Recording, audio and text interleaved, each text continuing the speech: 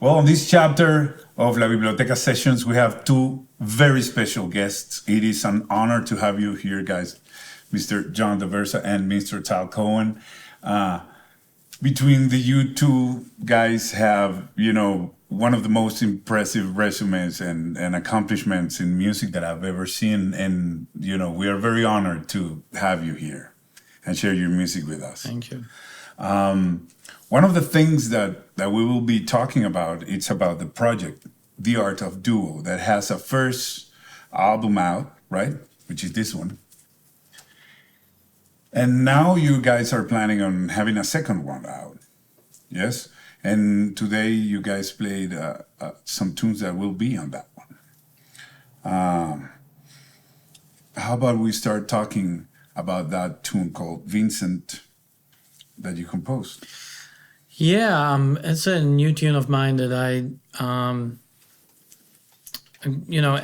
when we first started the project, we were playing mainly standards and things like that, and kind of build we had a really good chemistry since the beginning, and I kind of wanted to write, as the project progresses, we're writing more specific kind of parts and things like that, but still with sections that let us communicate and really dive into the spontaneity of the music, So Vincent's, I suppose it's more of a ballad, but I'm really happy with how the tune has progressed, and yeah, it's definitely on the new album, which we're hoping to release next year, probably around February, so watch out what's going on with that, and yeah, it'll be on the new album.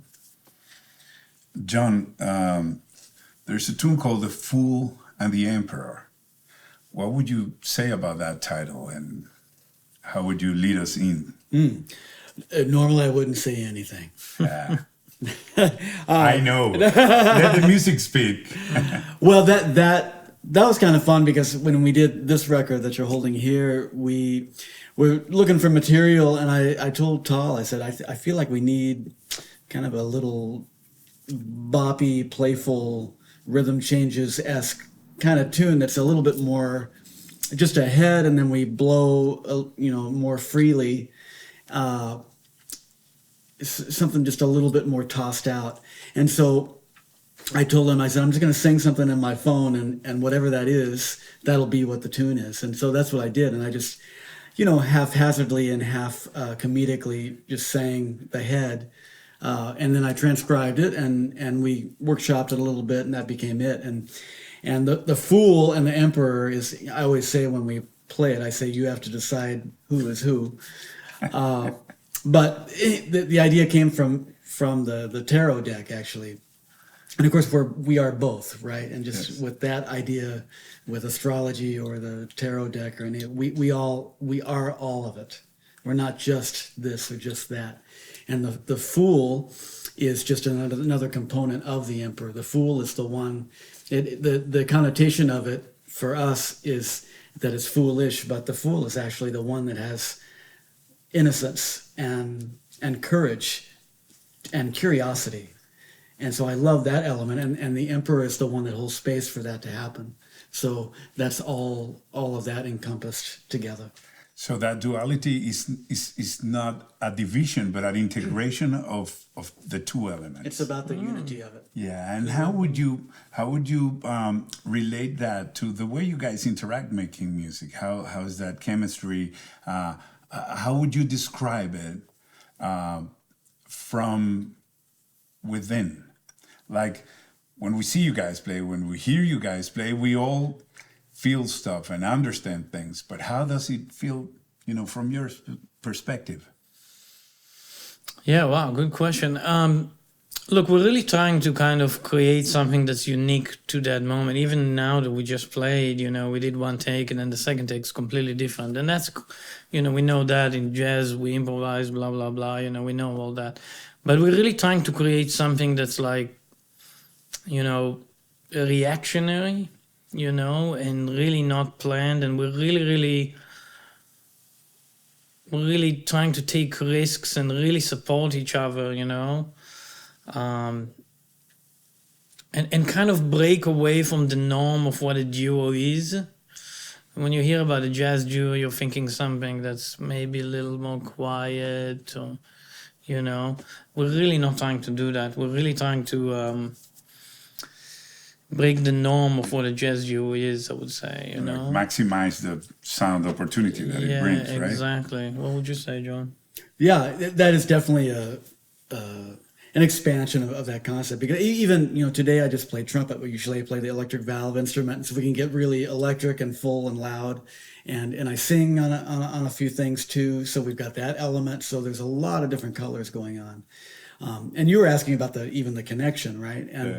And that is very special and really rare. You know, it's like with any relationship. Sometimes you just in the crowd you can just see somebody, and you're just at a different place. And we've noticed that, and we played in other bands. We played in each other's bands and played in other bands together. And there's always, you saw what I did, and you're the only person that saw that. Yeah.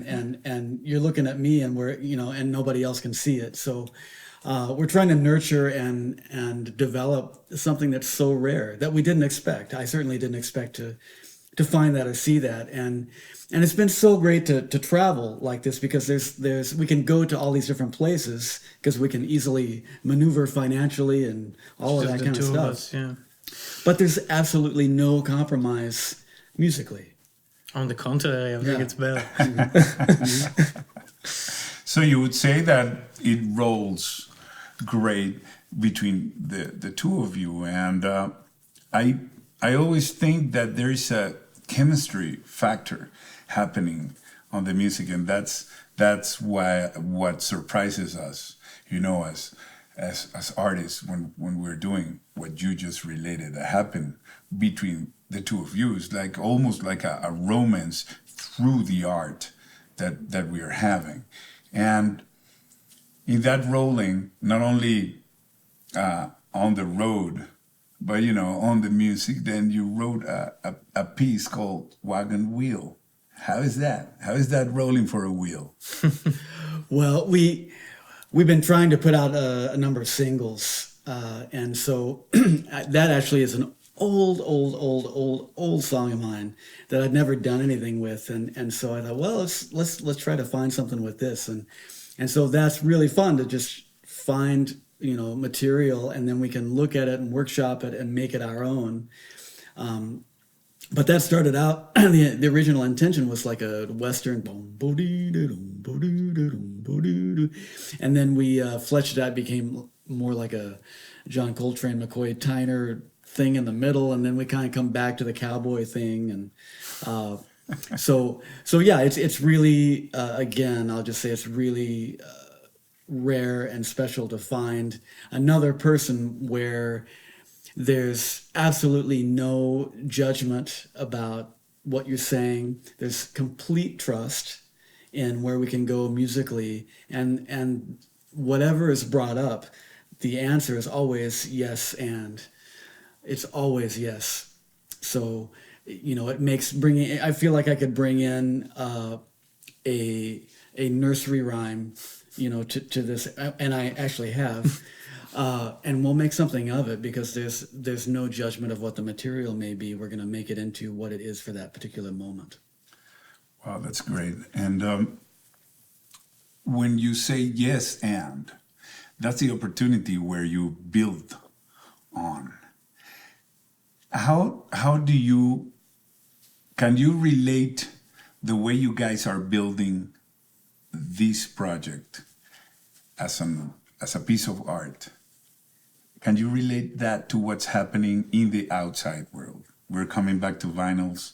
We left out the CDs. The music is going digital. We're creating content for a thing that nobody can touch. However, we can touch this. You cannot touch the music. You cannot grasp it unless you have an object. Do you have a way to relate to that? What are your impressions on that side of what's happening now? You know, the honest answer is we don't know. We're trying. Yeah. I wish I had a better conclusive answer. Say, yeah, we're going this way and we're doing this and this is our marketing plan. No, we don't have that. We're trying things, and vinyl has worked really well. We mixed it specifically for vinyl, mixed and mastered it specifically for vinyl, and we think it sounds great. But we're just putting out content that we feel is good, and this whole thing started. I mean, it's kind of going back to your other question a little bit, but these days, and I'm sure you guys all know that here, being musician, is that you get the call for a gig, here's the music, you do it, This project is very different in that way, we get together, we play the music, it's a band, We don't get enough bands anymore. No. Hey, can you do the gig Friday night? Oh, you can't do it? Can you get us up, Yes, yes. Here's the music, PDFs on an email, right? Yeah. But this is like, all the music is memorized and everything that we do is like something that we worked on together. And that's kind of going back to what you said. We're working on the next album. We're already thinking together how we're going to do it. It's going to maybe be a double vinyl, or, we're working on all these things together. We do have vinyl, we have it all online, we have it new videos and things like that. I feel like videos are very important, like we're doing here. Biblioteca Sessions, amazing, putting out such great high quality videos. Things like that are really good for us. So we're trying is the short answer. Yeah. That's it. I would like to close. What would you say to the people that admire you two guys, that have followed your careers? They're super fan of you guys, and they're watching now. What would you say to them? What would you share with them? If there are musicians out there watching this and listening not only to the music, but to the words of you guys. Well, I'd say that you're pretty awesome. It's there's so much gratitude with it. It's kind of like the same thing I was talking about. If people are feeling and seeing this vibration and connecting with it, then they're able to see us and we're able to see them, and we're all connecting on this level. And so it just feels like, okay, the family just gets bigger. We're all in this together. We're all just experiencing this lifetime and this humanity together, and to be able to share it through music is just a beautiful gift. Yeah, we had this one fan that came with, we played at Jhosír in California, great venues, and this one fan came and he bought the record, but he didn't have a record player. So then he sent me a video of him playing it on a record player that he bought just for this. So we started him on this journey of, records, which is a never-ending thing. But he sent me a video of him listening to it on a record player that he just bought because he bought the record, So that really means a lot, these people who are following us and they're hungry for what we're doing, and really, really, like John said, gratitude. And I want to add, I'm full of gratitude to this place, to all you guys for doing this. This is so hard to do, to bring all these people together. You coming here, and we really, really appreciate this. This is a thing from the heart. This is not something that no one's getting paid millions of dollars here, right? Yeah. Unless you are. So I just want to say this is an amazing thing that you guys are doing, and I hope you never stop this. Seriously, this is such a cool thing, and we're so happy to be here. And this is what it's all about, Well, thank you guys for being here at La Biblioteca Sessions, and watch the next chapter with Tal Cohen and Joe Daversa. Thank you. Bravo!